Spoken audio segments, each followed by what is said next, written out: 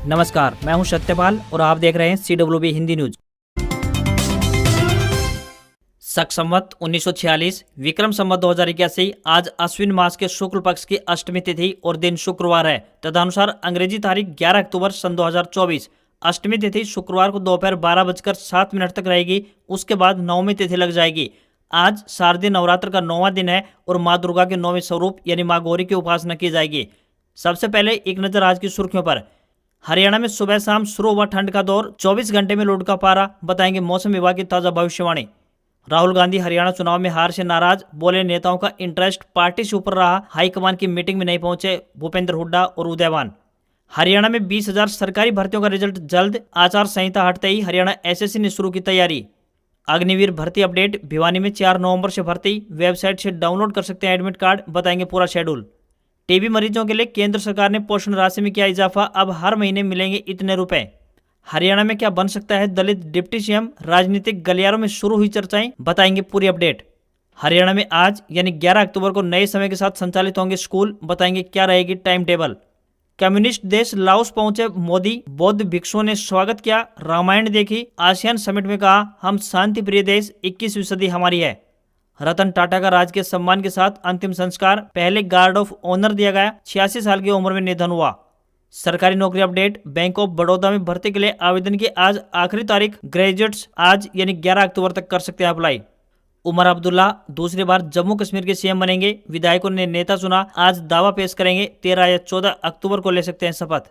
Iran पर पलटवार की तैयारी में इजराइल, नेतन्याहू ने 30 मिनट की बाइडेन से बात, रक्षा मंत्री बोले ऐसा हमला होगा ईरान समझ नहीं पाएगा। और अमेरिका से टकराया सदी का सबसे खतरनाक तूफान मिल्टन, 3 घंटे में हुई 3 महीनों जैसी बारिश, बाढ़ की चपेट में 20 लाख लोग। और अब खबरें विस्तार से। हरियाणा में मौसम करवट लेता जा रहा है। बीते कुछ दिनों से बरसात नहीं हुई है, इसके बावजूद दिन का अधिकतम तापमान कम हो गया है। सबसे अधिक महेंद्रगढ़ और सोनीपत में तापमान में कमी दर्ज की गई है, तो वहीं सिरसा प्रदेश में सबसे अधिक गर्म जिला भी रहा, जहां दिन का अधिकतम तापमान 36.2 डिग्री सेल्सियस दर्ज किया गया। बीते 24 घंटे के दौरान रात के तापमान में कमी दर्ज की गई है और आगे भी ऐसा ही बदलाव देखने को मिलेगा। प्रदेश में अब की बार मानसून का प्रदर्शन भी काफी संतोषजनक रहा है। यह सामान्य से केवल 4% ही कम रहा है। गुरुग्राम, महेंद्रगढ़, झज्जर, चरखी दादरी, रेवाड़ी, पलवल, सिरसा और कुरुक्षेत्र में सामान्य से ज्यादा बारिश दर्ज की गई है, तो वहीं यमुनानगर, करनाल और पंचकुला में सामान्य से कम बरसात दर्ज की गई है। नेवी चिल्ड्रन स्कूल दिल्ली में विभिन्न पदों पर भर्ती की जा रही है। सभी इच्छुक उम्मीदवार इन पदों के लिए अपने आवेदन भेज सकते हैं। इन पदों के लिए महिला व पुरुष दोनों वर्गों के उम्मीदवार आवेदन कर सकते हैं। आवेदन करने की आखिरी तारीख 7 नवंबर 2024 है। पदों के अनुसार शैक्षणिक योग्यता जानने के लिए आप आधिकारिक अधिसूचना देख सकते हैं। सभी उम्मीदवारों को 100 रुपए आवेदन शुल्क देना होगा। न्यूनतम आयु 21 वर्ष और अधिकतम आयु 50 वर्ष तय की गई है। इन पदों पर उम्मीदवारों को ऑफलाइन आवेदन भेजने होंगे। उम्मीदवारों को चयन शॉर्ट लिस्टिंग, लिखित परीक्षा व इंटरव्यू के आधार पर किया जाएगा। हरियाणा विधानसभा चुनाव में मिली अप्रत्याशित हार पर कांग्रेस हाईकमान ने नई दिल्ली में एक बैठक बुलाई थी। राष्ट्रीय अध्यक्ष मल्लिकार्जुन खड़गे के निवास स्थान पर हुई इस बैठक में राहुल गांधी ने कहा कि हरियाणा में कांग्रेस नेताओं का हित सबसे ऊपर रहा और पार्टी की जीत का हित नीचे चला गया। पार्टी नेताओं ने खुद को पार्टी से ऊपर रखा और जीती हुई बाजी को हराने की पटकथा लिखी। इस बैठक में तय किया गया है कि हार की प्रमुख वजहों को सामने लाने के लिए फैक्ट फाइंडिंग कमेटी गठित की जाएगी, जो कि हरियाणा में जाकर नेताओं से चर्चा करेगी और केंद्रीय नेतृत्व को अपनी रिपोर्ट सौंपेगी। हालांकि इस कमेटी में किन नेताओं को जगह दी जाएगी उसके बारे में स्थिति अभी स्पष्ट नहीं की गई है। करीब 30 मिनट तक चली इस बैठक के बाद कांग्रेस नेता अजय माकन ने कहा कि हुड्डा और कुमारी शैलजा के मतभेदों के अलावा हार की बहुत सारी वजह रही हैं। ईवीएम से जुड़ी गड़बड़ियों की बहुत सी शिकायतें सामने आई हैं, जो इलेक्शन कमीशन के सामने रखी जाएंगी। इन्हीं सब वजहों पर आज चर्चा हुई है और आगे भी जारी रहेगी। उन्होंने कहा कि इतना बड़ा उलटफेर, एग्जिट पोल जो कह रहे थे, बड़े से बड़ा सर्वे जो कह रहे थे, सभी के सभी एक साथ गलत साबित कैसे हो सकते हैं। बता दें कि इस मीटिंग में हरियाणा के पूर्व CM भूपेंद्र सिंह हुड्डा और प्रदेश अध्यक्ष चौधरी उदयभान को भी बुलाया गया था, लेकिन वे नहीं आए। जबकि कुमारी शैलजा, रणदीप सुरजेवाला और कैप्टन अजय यादव को इस बैठक में नहीं बुलाया गया था। यह बैठक ऐसे समय पर बुलाई गई है जब कुमारी शैलजा समर्थक हार के लिए सीधे तौर पर भूपेंद्र सिंह हुड्डा को जिम्मेदार ठहरा रहे हैं। हरियाणा विधानसभा चुनाव में जीत के बाद से ही भारतीय जनता पार्टी काफी उत्साहित नजर आ रही है। जनता ने अपने जनादेश में तीसरी बार प्रदेश में भाजपा की सरकार बनाई है। अब सरकार के गठन और मुख्यमंत्री के पद की नियुक्ति को लेकर भी तमाम तरह की चर्चाएं सामने आ रही हैं। हालांकि आधिकारिक तौर पर इस बारे में कोई भी बयान अभी तक सामने नहीं आया है। इसी बीच कुछ ऐसी खबरें भी आ रही है कि पार्टी द्वारा किसी दलित नेता को डिप्टी सीएम बनाया जा सकता है। खबरें सामने आ रही है कि मुख्यमंत्री के तौर पर नायब सिंह सैनी का नाम ही सबसे ऊपर चल रहा है। भाजपा द्वारा उनके नाम से ही चुनाव लड़ाया गया था। ऐसे में यह भी कयास लगाए जा रहे हैं कि क्या बीजेपी डिप्टी सीएम की कुर्सी पर किसी को बैठाएगी। बता दें कि 2019 में हुए विधानसभा चुनाव के बाद जेजेपी पार्टी के साथ बीजेपी का गठबंधन हुआ था, जिसके बाद दुष्यंत चौटाला को डिप्टी सीएम बनाया गया था। प्रदेश में ऐसा पहली बार हुआ था। सूत्रों से मिली जानकारी के अनुसार यह पता चला है कि 15 अक्टूबर को प्रदेश में नई सरकार का गठन किया जा सकता है। हरियाणा के स्कूलों की समय सारणी में बदलाव किया गया है। इस संबंध में शिक्षा विभाग ने आदेश जारी किया है। आदेश में लिखा है कि हरियाणा सरकार ने दुर्गाष्टमी के अवसर पर आज यानी 11 अक्टूबर को राज्य के सभी स्कूलों के समय में बदलाव किया गया है। आदेश में लिखा गया है कि 11 अक्टूबर को स्कूल का समय सुबह 10 बजे से दोपहर 2:30 बजे तक रहेगा। डबल शिफ्ट वाले स्कूलों में दूसरी शिफ्ट के समय में कोई बदलाव नहीं होगा, यानी अन्य दिनों की तरह ही वही टाइम टेबल रहेगा। हरियाणा में विधानसभा चुनाव प्रक्रिया संपन्न होने के बाद आदर्श आचार संहिता हटा दी गई है। यहां 5 अक्टूबर को मतदान हुआ और 8 अक्टूबर को चुनावी परिणाम घोषित किए गए। इलेक्शन कमीशन ऑफ इंडिया यानी ईसीआई द्वारा चुनावी शेड्यूल जारी करने के साथ ही आदर्श आचार संहिता लागू की गई थी। वहीं अब चुनाव आयोग ने आदर्श आचार संहिता हटाने का एक नोटिफिकेशन जारी कर दिया है। इलेक्शन कमीशन ऑफ इंडिया जिस दिन से चुनाव की अधिसूचना जारी करता है, ठीक उसी दिन से आदर्श आचार संहिता लागू हो जाती है। जब तक चुनाव प्रक्रिया पूरी नहीं होती है तब तक यह लागू रहती है। लोकसभा चुनाव के दौरान आचार संहिता पूरे देश में लागू होती है, तो वहीं विधानसभा चुनाव में सिर्फ संबंधित राज्य में ही लागू होती है। आपको बता दें कि किन किन चीजों से हट जाएगी ये पाबंदियां। नई भर्ती और नई परीक्षाओं का आयोजन किया जा सकता है। अब पेंडिंग भर्तियों के रिजल्ट भी जारी किए जा सकेंगे। सरकारी योजनाओं की घोषणा, शिलान्यास और उद्घाटन भी किए जा सकते हैं। ट्रांसफर प्रक्रिया शुरू की जाएगी। राज्य दिवस पर मुख्यमंत्री, विधानसभा अध्यक्ष और मंत्री शामिल हो सकते हैं। साथ ही राजनीतिक भाषण भी दे सकते हैं। तीनों का फोटो युक्त विज्ञापन भी जारी किया जा सकता है। हरियाणा के युवाओं के लिए एक बड़ी खबर सामने आ रही है। हरियाणा में विधानसभा चुनाव हो चुके हैं। भारतीय जनता पार्टी तीसरी बार सत्ता में आ चुकी है। इसी के साथ हरियाणा में आदर्श आचार संहिता भी समाप्त हो चुकी है। अब एक नया बड़ा धमाका हो सकता है। जी हां, आपको बता दें कि हरियाणा के जो युवा लंबे समय से सरकारी भर्ती के इंतजार में थे, उनका इंतजार अब समाप्त होने वाला है। ऐसे में अब कभी भी रिजल्ट जारी हो सकता है। मुख्यमंत्री नायब सिंह सैनी की तरफ से भी यह घोषणा की गई थी कि जैसे ही बीजेपी की सरकार बनेगी वह शपथ बाद में लेंगे, पहले युवाओं का रिजल्ट जारी होगा। जिन भी ग्रुपों के लिए लिखित परीक्षा हो चुकी है, उन सभी का परिणाम जारी किया जाएगा। इनमें से बहुत सारे युवा शामिल हैं जिन्होंने ग्रुप 56, 57, 1, 2, 6, 10 व 15 नंबर ग्रुपों की हरियाणा पुलिस इत्यादि के एग्जाम दिए हुए हैं। सूत्रों से मिली जानकारी के अनुसार युवाओं को जल्दी खुशखबरी मिलने वाली है। हरियाणा एसएससी कई ग्रुपों या कैटेगरी के रिजल्ट जारी करने की तैयारी में है। ऐसे में कभी भी खुशखबरी मिल सकती है। रिजल्ट आने के बाद युवाओं की दिवाली काफी खुशियों वाली होने वाली है। केंद्र सरकार ने टीबी मरीजों को पोषण युक्त भोजन के लिए दी जाने वाली निक्षय पोषण योजना की राशि में बढ़ोतरी कर दी है। इस बढ़ोतरी के बाद अब टीबी मरीजों को निक्षय योजना के तहत अब हर महीने 1000 रुपए मिलेंगे, जबकि पहले यह राशि 500 रुपए महीना थी। यह राशि मरीजों के खाते में सीधे ट्रांसफर की जाएगी। इस योजना को 1 नवंबर यानी हरियाणा दिवस पर पूरे देश में लागू किया जाएगा। फिर चाहे 6 रोगी सरकारी या फिर निजी अस्पताल से इलाज करवा रहा हो, उसे यह सहयोग राशि दी जाएगी। इतना ही नहीं, 18.5 किलोग्राम मीटर से कम बॉडी मास इंडेक्स वाले 6 रोगियों को उपचार के पहले 2 महीने ऊर्जा सघन पोषण अनुरूप योजना के तहत किट भी दी जाएगी। इसमें प्रोटीन और दूसरा अन्य सामान होगा। देश भर से साल 2025 तक टीबी का समूल नाश करने के लिए केंद्र सरकार ने निक्षय पोषण योजना में संशोधन किया है। केंद्र सरकार की यह बहुत अच्छी पहल है।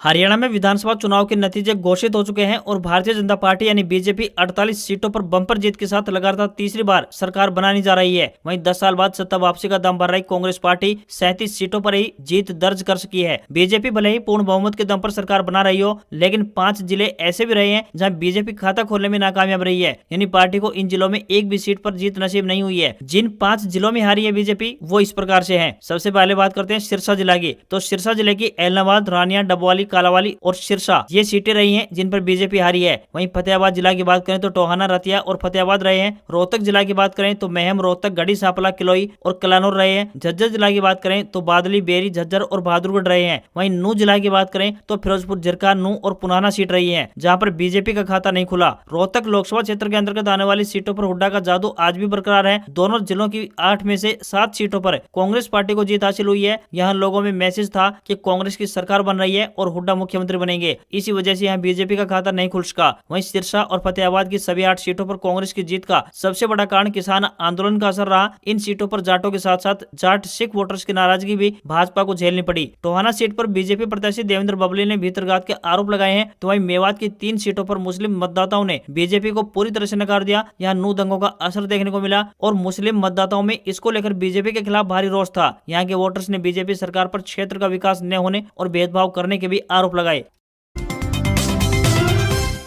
वैदिक पंचांग के अनुसार अब की बार शारदीय नवरात्रि की शुरुआत 3 अक्टूबर से हुई थी, परंतु लोगों में अष्टमी और नवमी को लेकर काफी संशय बना हुआ है। आज की इस खबर में हम आपको बताएंगे कि अब की बार अष्टमी और नवमी तिथि कब है। अब की बार नवरात्रि में तिथि कुछ इस प्रकार से चल रही है, जिस वजह से विजयदशमी के दिन नवरात्रि का पर्व भी खत्म होता जा रहा है। एक ही दिन में 2 तिथियां लग रही है। नवरात्रि के दौरान माँ दुर्गा के स्वरूपों की पूजा यानी अर्चना करने का विधि विधान बताया गया है। अगर आपके घर में भी अष्टमी के दिन कन्या पूजन किया जाता है तो आपको 11 अक्टूबर यानी आज शुक्रवार के दिन कन्याओं को अपने घर बुलाना चाहिए। अगर आपके घर में नवमी के दिन पूजन किया जाता है तो आपको 12 अक्टूबर यानी कल शनिवार के दिन सुबह 10:58 से पहले कन्या पूजन कर लेना चाहिए। उसके बाद दसवीं तिथि आरंभ हो जाएगी। नवमी तिथि 12 तारीख को सुबह 10:58 तक ही रहने वाली है। साथ ही आपको यहाँ पर एक डिस्क्लेमर दे दें कि इस खबर में दी गई जानकारियां और सूचनाएं विभिन्न माध्यमों, ज्योतिषियों, पंचांग, प्रवचनों या फिर मान्यताओं या धर्म ग्रंथों पर आधारित है। CWB हिंदी न्यूज इस बात की पुष्टि नहीं करता है। अग्निवीर भर्ती योजना के तहत आयोजित ऑनलाइन परीक्षा उत्तीर्ण करने वाले 4 जिलों के अभ्यर्थियों को शारीरिक प्रशिक्षण प्रवेश पत्र जारी कर दिए गए हैं। दादरी सेना भर्ती कार्यालय के निदेशक कर्नल संदीप सिंह ने बताया कि महेंद्रगढ़, रेवाड़ी, चरखी दादरी और भिवानी जिले के उम्मीदवार www.joinindianarmy.com वेबसाइट पर जाकर अपना एडमिट कार्ड डाउनलोड कर सकते हैं। उन्होंने बताया कि भर्ती रैली का आयोजन भिवानी के भीम स्टेडियम में 4 से 14 नवंबर के बीच आयोजित करवाया जाएगा। युवाओं को अग्निवीर बनने के लिए 1600 मीटर की दौड़ लगानी होगी। इसके अलावा कम से कम 6 और अधिकतम 10 चिनअप्स करने होंगे, जबकि 9 फीट डिच को पार व जिग-जैग बैलेंस करना होगा। 4 नवंबर को अग्निवीर टेक्निकल भर्ती में जिला महेंद्रगढ़, रेवाड़ी, चरखी दादरी और भिवानी की सभी तहसीलों के अभ्यर्थी भाग ले सकेंगे। आगे के शेड्यूल वेबसाइट पर दिया गया है, आप वहां जाकर पूरी अपडेट ले सकते हैं। जो भी युवा फिजिकल टेस्ट को पार करेंगे उन अभ्यर्थियों का अगले दिन मेडिकल टेस्ट होगा। भर्ती कार्यालय के निदेशक कर्नल संदीप सिंह ने युवाओं से आह्वान किया है कि एडमिट कार्ड डाउनलोड करने में अगर कोई दिक्कत होती है तो भर्ती कार्यालय चरखी दादरी में संपर्क कर सकते हैं। टाटा सन्स के मानद चेयरमैन रतन नवल टाटा का गुरुवार 10 अक्टूबर को मुंबई के वर्ली शमशान घाट पर राजकीय सम्मान के साथ अंतिम संस्कार कर दिया गया। इससे पहले पार्थिव शरीर नरीमन पॉइंट स्थित national centre for performing arts यानी NCPA में अंतिम दर्शनों के लिए रखा गया था। यहां से उनकी अंतिम यात्रा वर्ली के शमशान घाट पहुंची। अंतिम संस्थान के पहले उन्हें गार्ड ऑफ ऑनर दिया गया। रतन टाटा ने 86 साल की उम्र में बुधवार देर रात करीब 11 बजे अंतिम सांस ली। वे मुंबई के ब्रिज कैंडी अस्पताल की इंटेंसिव केयर यूनिट यानी ICU में एडमिट थे और उम्र संबंधी बीमारियों से जूझ रहे थे। केंद्रीय गृह मंत्री अमित शाह, महाराष्ट्र के CM एकनाथ शिंदे, गुजरात के मुख्यमंत्री भूपेंद्र पटेल, मुकेश अंबानी और कुमार मंगलम बिड़ला समेत राजनीति, खेल और बिजनेस से जुड़ी कई हस्तियों ने टाटा को श्रद्धांजलि दी। अमिताभ बच्चन ने लिखा, एक युग का अंत हो गया। PM नरेंद्र मोदी ने लिखा, टाटा एक दूरदर्शी बिजनेस लीडर, दयालु आत्मा और एक असाधारण इंसान थे। उन्होंने भारत के सबसे पुराने और सबसे प्रतिष्ठित व्यापारिक घरानों में से एक टाटा ग्रुप को स्थिर नेतृत्व प्रदान किया। उनका योगदान बोर्ड रूम से कहीं आगे तक गया। वहीं राहुल गांधी ने लिखा, रतन टाटा दूरदृष्टि वाले व्यक्ति थे। उन्होंने बिजनेस और परोपकार दोनों पर ही कभी न मिटने वाली छाप छोड़ी है। उनके परिवार और टाटा कम्युनिटी के प्रति मेरी संवेदनाएं हैं। वहीं आनंद महिंद्रा ने लिखा, मैं रतन टाटा की अनुपस्थिति को स्वीकार नहीं कर पा रहा हूं। रतन टाटा को भुलाया नहीं जा सकेगा क्योंकि महापुरुष कभी नहीं मरते।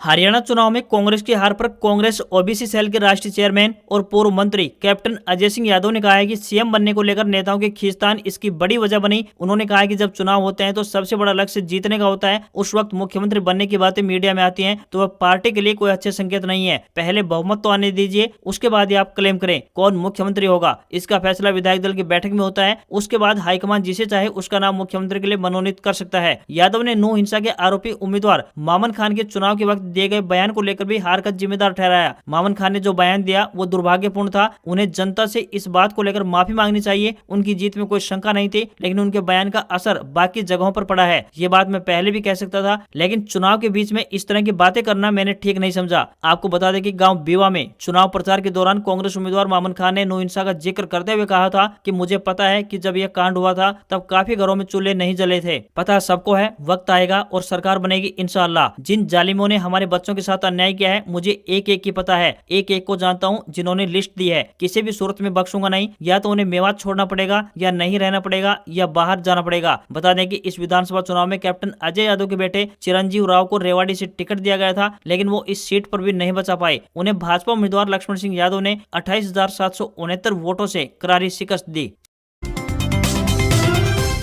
सेंसेक्स 144 अंक की तेजी के साथ 81,611 के स्तर पर क्लोज हुआ। निफ्टी में भी 16 अंकों की तेजी रही और ये 24,998 के स्तर पर बंद हुआ। सेंसेक्स के 30 शेयरों में से 16 में तेजी और 13 में गिरावट देखने को मिली। निफ्टी के 50 शेयरों में से 27 में गिरावट और 23 में तेजी रही। एनएससी के फार्मा सेक्टर में सबसे ज्यादा यानी 2.01% की गिरावट रही, तो HDFC bank, Kotak Mahindra bank और एक्सिस बैंक ने बाजार को सबसे ज्यादा चढ़ाया, जबकि इन्फोसिस, सन फार्मा और लार्सन एंड टूर्बो ने बाजार को नीचे खींचा। 10 ग्राम 24 कैरेट गोल्ड का भाव 171 रुपए गिरकर 74,838 रुपए पर पहुंच गया। तो वहीं चांदी की कीमत 308 रुपए गिरकर 88,353 रुपए प्रति किलोग्राम पहुंच गई। दिल्ली में 10 ग्राम 22 कैरेट सोने की कीमत 70,400 रुपए और 10 ग्राम के ही 24 कैरेट सोने की कीमत 76,790 रुपए पहुंच गई है। आज खबरों में बस इतना ही। देखते रहिए आपका अपना हरियाणा का सबसे बेहतरीन news channel CWB Hindi news. नमस्कार। इसी आशा के साथ आपका दिन शुभ रहे।